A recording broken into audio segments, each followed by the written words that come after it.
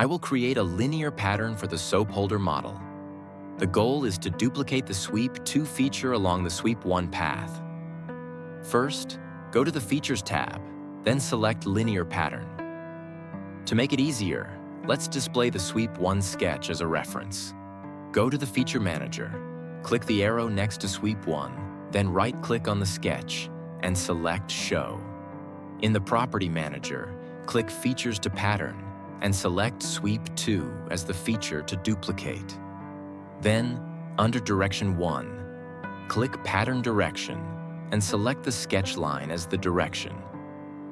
We can now see a yellow preview on the screen.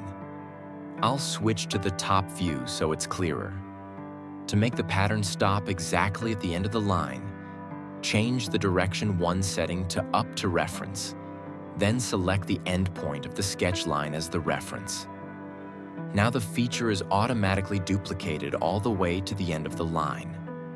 I'll set the spacing to 7 millimeters, while the number of instances will automatically adjust. Now what if we want to duplicate the feature along a curved path? For that, we can use the Vary Sketch option. If we scroll down in the Property Manager, there's an option called Vary Sketch. This function allows the pattern to adjust its size according to changes in dimension along the pattern boundary. Unfortunately, this option cannot be enabled at this time. Why? Because the sketch in Sweep 2 is still a straight line. We need a new sketch that is attached to the curved path. So for now, I'll click OK to finish the operation.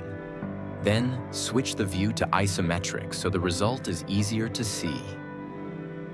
Next, I'll create a new sketch on the curved path. Go to Reference Geometry, then choose Plane. In the Feature Manager, select Front Plane as the reference, then activate Flip Offset to adjust the direction.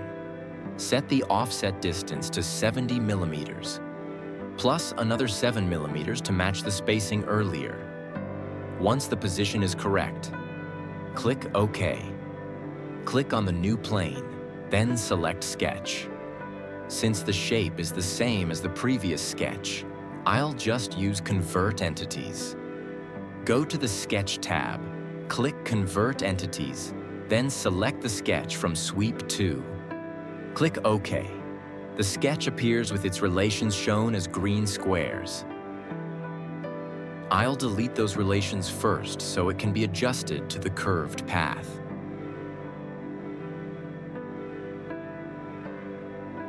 Now, let's rotate the model and adjust the view.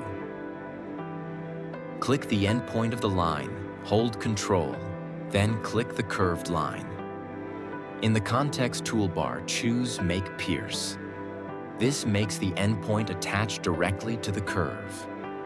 Do the same for the other side.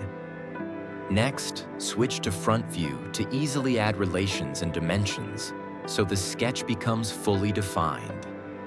Select the vertical line, hold Ctrl, and select the other vertical line. Then, set the relation to Make Vertical.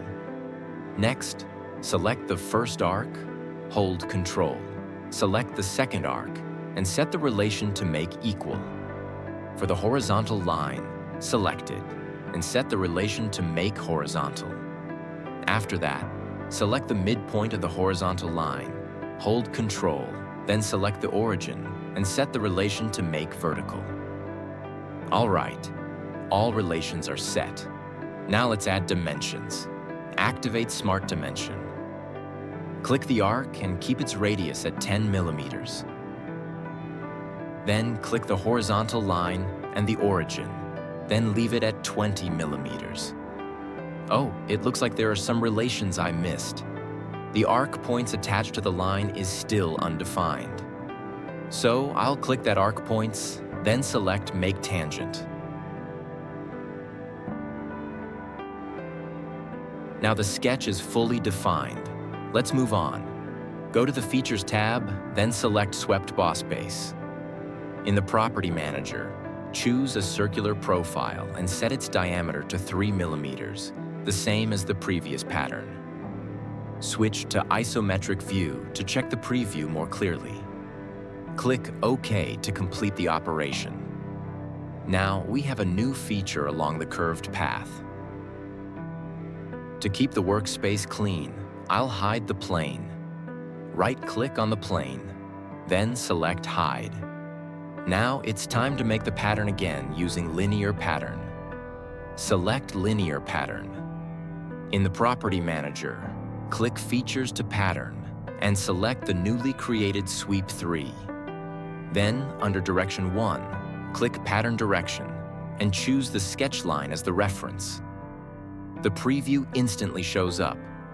If we check, the Vary Sketch option still can't be enabled. That's because the direction is still set to a sketch, not a dimension. So, let's remove the direction reference. Scroll up in the Property Manager, right-click the Pattern Direction field, then select Delete.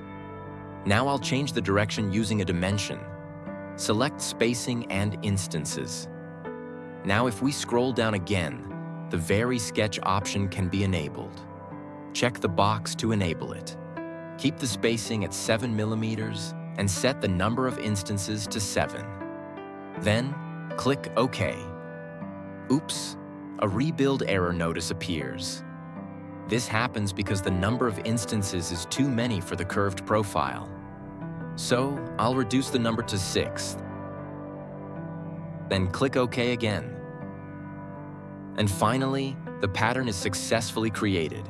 For the opposite side, I'll use the Mirror feature to duplicate the pattern. Click Mirror, then Show Feature Manager.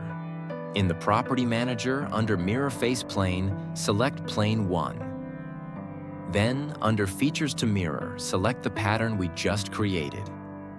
Click OK, and the pattern is mirrored to the other side. Now, Sweep 2 has been successfully duplicated along Sweep 1. To keep the workspace clean, I'll hide the sketch of Sweep 1 by right-clicking it and selecting Hide. All right, don't forget to click Save to store the result.